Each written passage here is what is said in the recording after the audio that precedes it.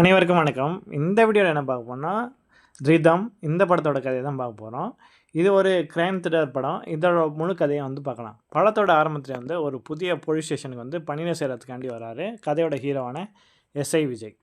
ஓய்வு பெற்ற டிஎஸ்பி ராஜகுமாரோட உறவினர் தான் விஜய். தான் பொறுப்பேற்க போகும் ஸ்டேஷனுக்கு அங்கே அனைத்து போலீஸ்காரையும் விஜய் அறிமுகம் செஞ்சுக்கிறாரு. தனது மாமா ராஜீவுடன் முன்பு வேலை பார்த்த கிருஷ்ணன் என்ற போலீஸ்காரர் அங்கே இருக்கார். விஜய் முதல்ல அவரை அறிமுகம் செய்து கொள்கிறாரு. அவர் தான் மீதமுள்ள போலீஸ்காரர் அனைவரையும் விஜய்க்கு அறிமுகப்படுத்தி வைக்கிறார். அந்த ஸ்டேஷனில் சமீப காலமாக ஒரு இன்ஸ்பெக்டர் போஸ்டிங் நடக்கவே இல்லை. எனவே இன்ஸ்பெக்டரோட பொறுப்பும் எஸ்ஐயாக விஜய்க்கே இருக்கும். அந்த ஸ்டேஷனில் 5 ஆண் போலீஸும் 2 பெண் போலீஸும் இருக்கிறாங்க. பாலன் என்ற போலீஸ்காரர் கோட்டயத்தை சேர்ந்தவர். சத்யா என்ற போலீஸ்காரர் இதே ஊரை சேர்ந்தவர். பின்னர் பத்மா திட்டாவை சேர்ந்த பிஷும் பெண் போலீஸ்காரரான ரம்யாவும் வித்யாவும் இருந்தாங்க. அந்த 2 பெண் போலீஸும் ஆலப்புழாவை சேர்ந்தவங்க. இங்கேருந்தும் ஒரு போலீஸ்காரான ஆனந்த் 2 நாட்கள் லீவில் இருக்காருன்னு கிருஷ்ணன் சொல்கிறாரு. அவரும் இதே உதவி சேர்ந்தவன் தானு சொல்கிறாங்க. உடல்நலம் இல்லாமல் இருக்க தன்னோட அம்மா ஹாஸ்பிட்டல் கொண்டு போயிருக்காங்கன்னு சொல்கிறாங்க. அந்த ஸ்டேஷனுக்கு அப்படியே பெரிய கேஸ் எதுவும் வராதனால பொதுவாக அது ஒரு அமைதியான பகுதி. எளிமையான எஸ்ஐயை பார்த்தோன்னா பெண் போலீஸான வித்யா விஜயை கொஞ்சம் நோட்டம் விட்டு கொண்டிருக்கிறாங்க.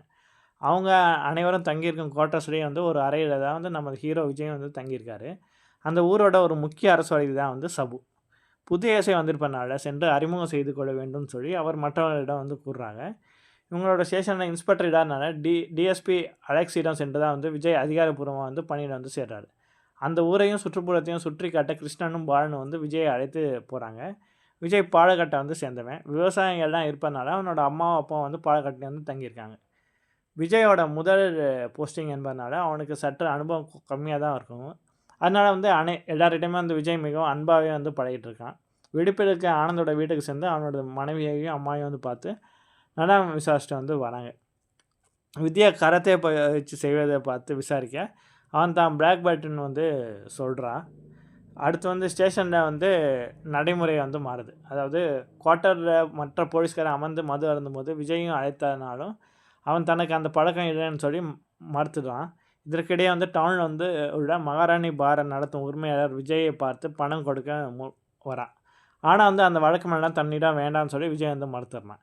இதை பற்றி கிருஷ்ணனிடம் கேட்கும்போது ஸ்டேஷனில் பல மரமறுத்து பணிகளும் ரீவைண்டிங் செய்வதற்கு நிறையா பணம் செலவாகுது. மேலிடத்தில் பணம் ஒதுக்கப்படாதனால இப்படி யாராவது கொடுத்த பணத்தை வைத்து தான் இதெல்லாம் நம்ம பண்ணுறோன்னு சொல்லிட்டு கிருஷ்ணன் விஜய்கிட்ட எடுத்து கூட்டிகிட்டு இருக்காரு.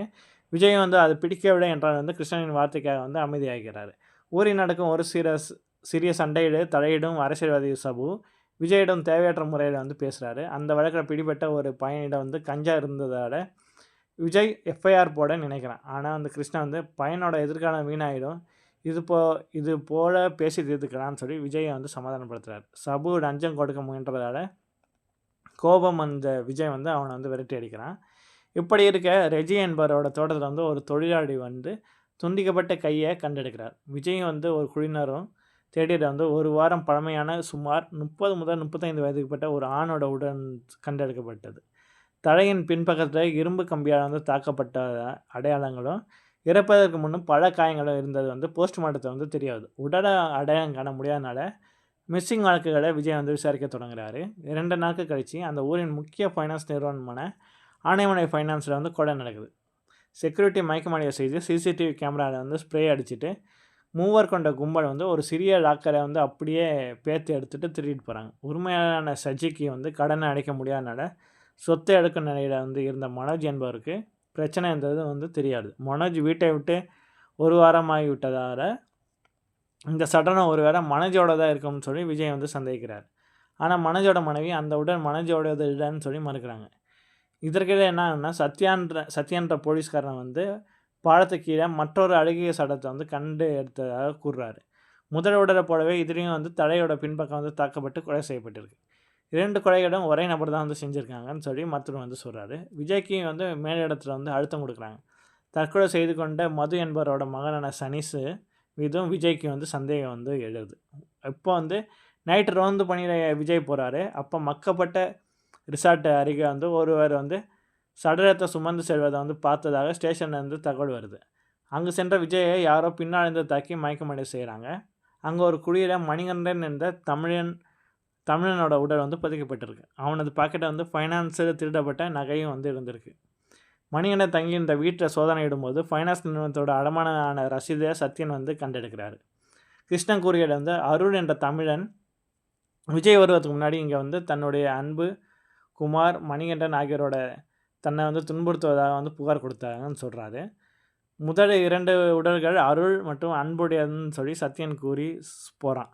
குமார் தான் மற்ற 3 வந்து கொண்டு விட்டு பணத்துடன் தப்பியிருப்பான்னு சொல்லி போலீஸார் கூறினாலும் விஜய்க்கு இதில் வந்து சந்தேகம் வந்து இருக்குது.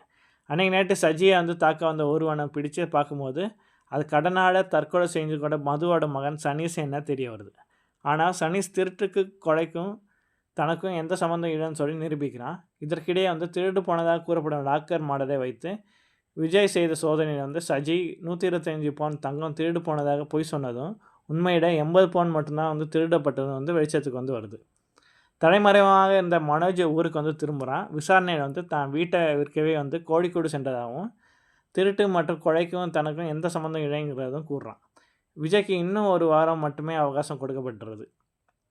டவுனில் ஒரு நகை கடைக்கு ஒரு பெண் வந்து திருட்டப்பட்ட நகையை வந்து விற்க வந்ததாக தகவல் வந்து கிடைக்குது. அந்த பெண்ணை பேரம் பேசாமல் வந்து நகையை வந்து கொடுத்துட்டு பணத்தை நாளைக்கு வாங்கி கொள்வதாக கூறி போகிறாரு.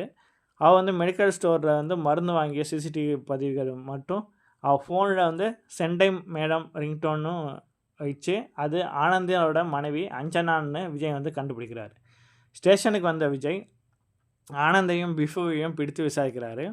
கொலை நடந்த அன்று அவங்க அங்கு இருந்ததாக சிசிடிவி ஆதாரத்தை வந்து காட்டுறாரு. இதை மேலிடத்துக்கு தெரிவிக்க போன விஜய் ஃபோனை வந்து சத்யன் வந்து பிடுங்கி வந்து உடைக்கிறான். அப்போ தான் விஜய்க்கு வந்து புரியுது கிருஷ்ணன் உட்பட அந்த ஸ்டேஷனோட பெரும்பாலான போலீஸ்காரங்க வந்து ஒன்றாக சேர்ந்தால் வந்து இந்த சதித்திட்டத்தை வந்து தீட்டியிருக்காங்கன்னு சொல்லி தெரிய வருது. உண்மை என்னென்னா வந்து ஒரு போதைப்பொருள் வழக்கில் வந்து அருளை பிடித்த போலீஸ்காரங்க அவனை கடுமையான தாக்கலை வந்து அவன் வந்து கஸ்டடி டெத் வந்து ஆயிடான். இதை மறைக்க மற்ற 3 தமிழர்களையும் மிரட்டி ஃபைனான்ஸில் வந்து கொலையடிக்க வந்து வைக்கிறாங்க போலீஸ்காரங்க. ஆனால் வந்து பணத்தை பிரிப்பதை வந்து தமிழர்கள் வந்து முரண்டு பிடிச்சனால வந்து அவங்களே இந்த காவல்துறை அதிகாரிகளை வந்து கொண்டுடுறாங்க. குமார் எல்லாத்தையும் கொன்று விட்டு தப்பி விட்டான் என்ற கதையை உருவாக்கவே வந்து அவங்க வந்து இப்படி திட்டமிட்டிருக்காங்க. விஜயை தாக்கியது வந்து ஆனந்த் தான். உண்மையே தெரிஞ்சது வந்து விஜய் அமைதியாக இருக்க சொல்கிறாங்க. ஆனால் வந்து விஜய் லேண்ட்லைன் வந்து டிஎஸ்பிக்கு ஃபோன் செய்து முயன்ற போது பெண் போலீஸான வித்யாவும் விஜயை வந்து தாக்குறாங்க. பாலன் மற்றும் ரம்யாவை தவிர ஸ்டேஷனோட மற்ற அனைத்து போலீஸ்காரங்களும் இணைந்து விஜயை சாரமரியாக வந்து தாக்குறாங்க. ஆனால் அபார பலத்துடன் திரும்பி தாக்கும் விஜய் அவங்க அனைவரையும் வந்து அடித்து வீழ்த்துறாரு. சம்பவ இடத்துக்கு வந்த டிஎஸ்பியும் ஊர் மக்களும் உண்மையை அறிந்துக்கிறாங்க. அனுபவம் இல்லை என்று கூறி தன்னை குறை கூறிய அனைவரோட முன்னாடி வந்து அந்த கேஸை நிரூபித்து காட்டியிருக்காரு விஜய். இதோட இந்த படத்தோட கதை வந்து முடிஞ்சிருக்கு. நீங்கள் இந்த படத்தோட கதை எப்படி இருந்துன்னு சொல்லி கமெண்ட் பண்ணுங்கள். இது மறக்காமல் இது மாதிரி வீடியோக்களுக்கு எங்கள் சேனலுக்கு வந்து சப்ஸ்கிரைப் பண்ணுங்கள். நன்றி.